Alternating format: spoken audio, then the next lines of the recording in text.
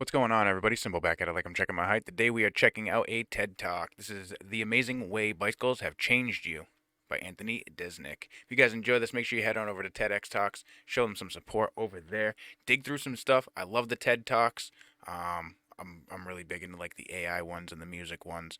I saw one a long time ago, something about pop music. I can't remember what it was, but it was about something how pop music's repetitive. In any case, we're checking out The Amazing Way Bicycles Change You. Let's get into it.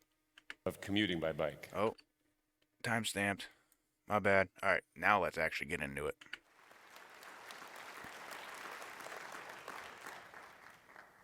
I was a lot less nervous during dress rehearsal when there were only 8 people here. So they told me that I was going to die, Oh, and I went on a bike ride.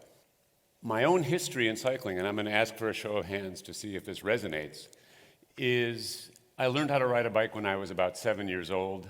My range went from the backyard to the block. A couple of years later, it went to a few more blocks. By the time I was 12 or 13, I was riding around the entire neighborhood, and my bike was my source of freedom. It allowed me to escape from my parents, and it allowed me to interact with my friends without my parents being in the next room, and it was just a wonderful source of freedom. Then I turned 16.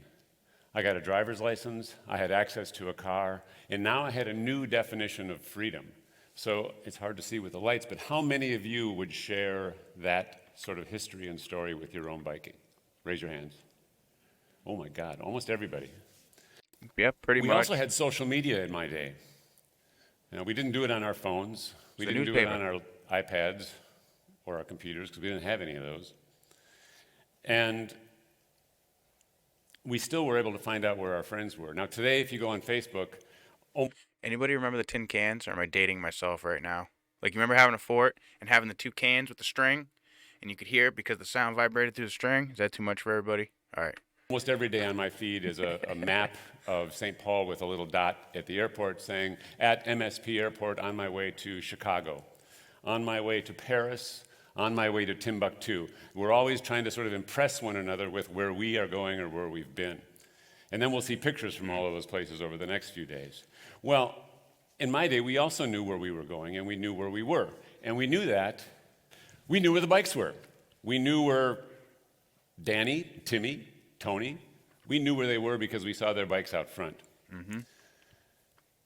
It's very I true. know that this is a scientific You imagine that the world before computers. Imagine how much simpler it was back then. community here in the audience. Probably many of you are scientists, and you all love data, and you love sir, big data. am not a scientist. And I'm going to give you, but I like to not pretend. big data, but I'm going to give you a few data points that will help frame the discussion that we're about to have. 600,000. This is the number of people who die every year in the United States from what are wholly preventable sedentary-related illnesses. 33,000. This is the one that makes me crazy. This is the number of people who die every year in car crashes in the United States, and it's been at about this level for decades. Yeah. So I want to ask you in the audience, how many of you have lost somebody who was a friend or a family member to a car accident or a car crash? About I was a fourth or almost a lost third to of a you. car That's a lot accident. of people.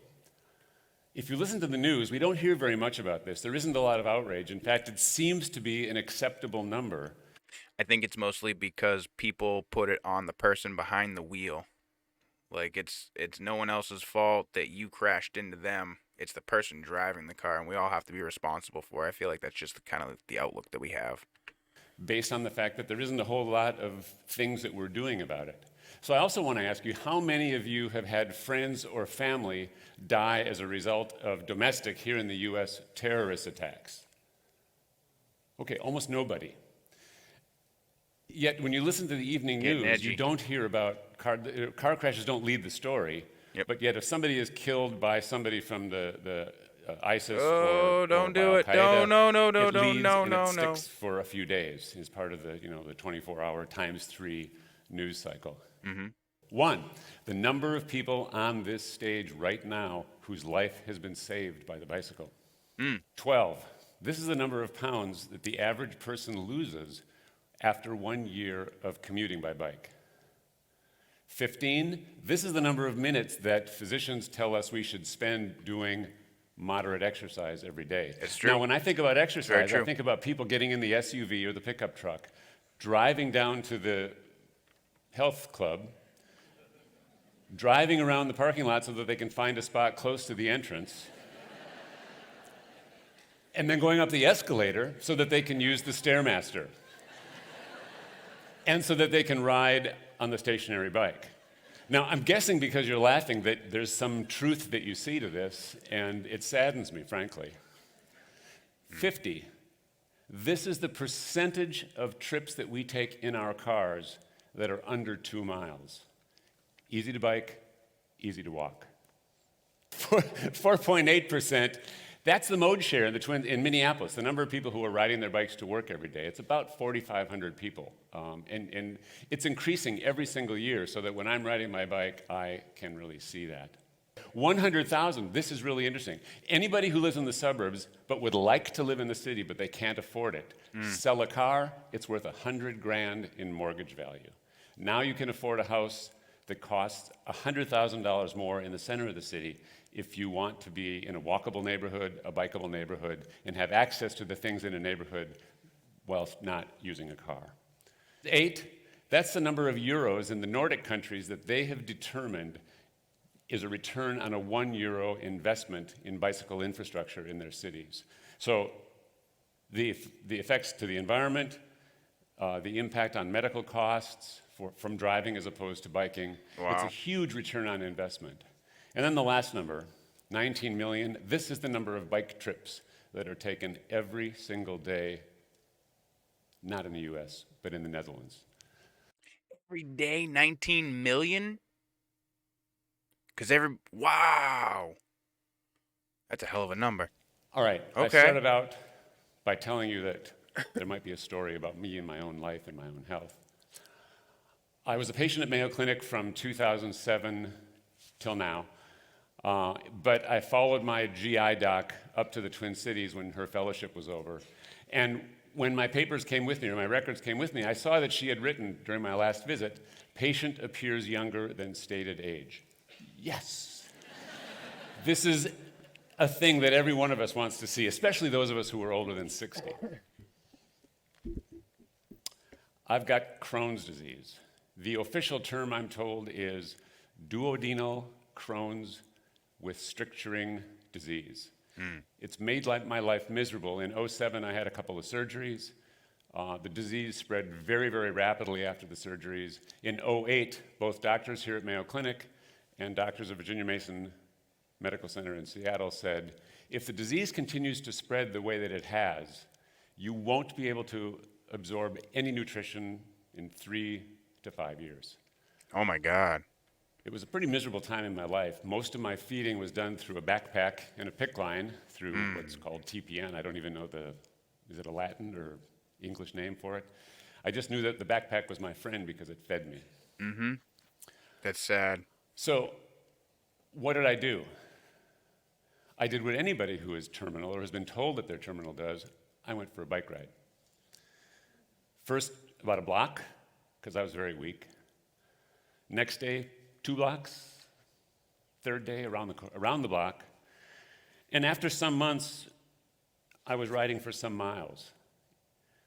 After a couple of years of riding like that, and I made a few changes in my diet, but fairly minor, after a few years of that, I was able, against medical advice, sorry, Dr. Party, if you're here, to take myself off of the really massive immunosuppressants that I were on. And they were kind of dangerous, and they didn't really have any bad side effects for me, so it didn't matter that much. I just didn't like the idea that I was taking them. So I took myself off of them, left only an acid reducer, and that was it.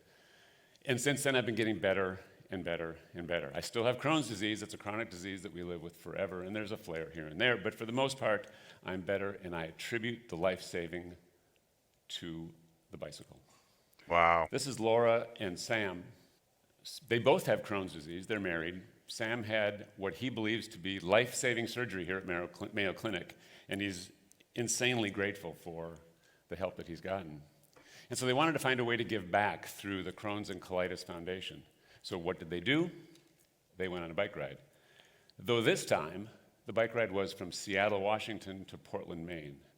And these are two Wow. people who are sick during this entire ordeal, but they were determined to get to the other side of the country and to do so healthy. And by the time they got to the other end, they reported that they're way healthier.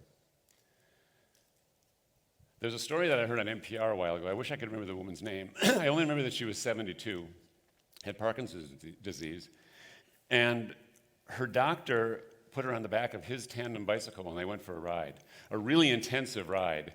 And when she got off the bike, her symptoms had subsided.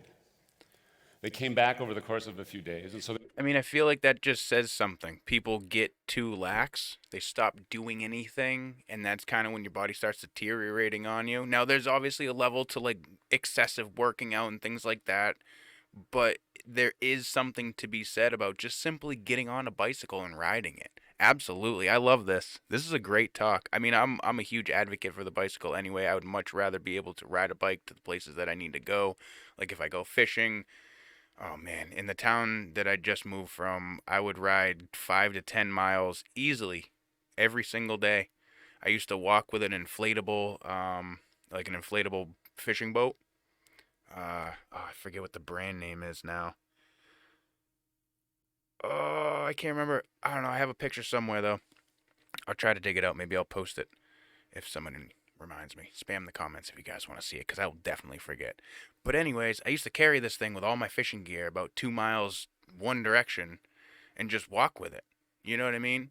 Like, oh, exercise. People don't understand how much exercise can really do for you. Like it's amazing. It's absolutely amazing. they went on another bike ride, and they subsided again. So this woman, and it's seen from the article that you see on the screen here, they're finding that riding a bike will take care of symptoms, and if you keep doing it, you can be more or less symptom-free, have a symptom-free lifestyle or life due to the transformational nature of the bicycle. So it isn't just a recreational toy. That's I funny. think of it as a pretty cool tool. Amsterdam, which is kind of considered to be the mecca of biking, I want to take us now to that 19 million figure. Amsterdam is kind of the mecca as we think today. There are millions of people, as we said, Amsterdam's every the day mecca riding of around the everything in country. America, I There's swear. great bike infrastructure. You can ride safely wherever you go. You're always among a ton of cyclists, but it wasn't always like that. In the 60s, Amsterdam looked like this. Even in this photograph, which is kind of choked with cars, there is a cyclist. It's not a very safe place for her to be riding. That's what New but York looks like basically right now. It's basically New York. All the cars, obviously they're updated. You'll have some cyclists in between, but they do a lot to take back the road. I will say that though. People in cars really don't care about the cyclists in New York. If they hit you, it's on you, basically. It's crazy. That's what she had in the 60s. In the early 70s, there were a lot of children, for some reason, that were being killed by cars in the Netherlands. And so women started a program, a protest really, called Stop Murdering Our Children. It was a very effective message to the government, and the government embarked on a decades-long program to, number one, protect their most vulnerable travelers, pedestrians and cyclists, and also to make it easier and to enjoy the health and economic benefits that they could receive from making life easier for cyclists. This is what it looks like today. I counted in this photograph, there are 6 cars. That's the easy part to count. There are 60 cyclists. Wow. In the US, even today in a place like Minneapolis, which is considered to be a pretty bikey city, If somebody in the United States, like if I saw people riding around like that, I'd probably think there was like some bike group or just, it would have to be something like that. Like everybody would have to be riding like that for a reason. It wouldn't be specifically just to get where you're trying to go. That's crazy. the situation is So reversed. cool though. Now, do you think it would be stress relieving to be car number 59 in that queue? Or do you think it would be more stress relieving to be one of the bikes who is riding on a path that's protected, safe, and will allow you to get to your destination probably more quickly? Absolutely. A little closer to us is Detroit, Michigan. Some tremendous strides in the last few years about investments that have been made in Detroit, but mostly they've been downtown and in the first ring of neighborhoods around downtown. But out in the rest of the city, it kind of looks like this. There are a lot of Yep. old factories that are dilapidated and ready to be demolished. After the whole what was this, like, was it the steel industry boom or something like that? Car production, something industrial happened. It went away. Detroit basically went away. We have a lot of places like that where these whole cities and everything are just built around this one thing, and if that one thing ever goes away, the whole entire city suffers. I think every city is basically built like that around here. And in many of the neighborhoods, there are homes that look like this that are no longer homes to people. Flight from I the want to say it city was the has been car industry, phenomenal. though. By some Pretty sure accounts, that's what almost left a third Detroit. of people who left what was once the fifth biggest city in the country, leaving it looking like this. Yeah. I met a guy named Jason Hall when he came to speak at a conference in February in the Twin Cities. And he was looking for something that he and his friends could do that would bring them together in Detroit, because the neighborhoods were kind of spread out with a lot of this abandoned stuff lying between them. And so Jason went on a bike ride. He did it first with his best friend. They did it on a Monday night. The next Monday night, they did it with a few more friends.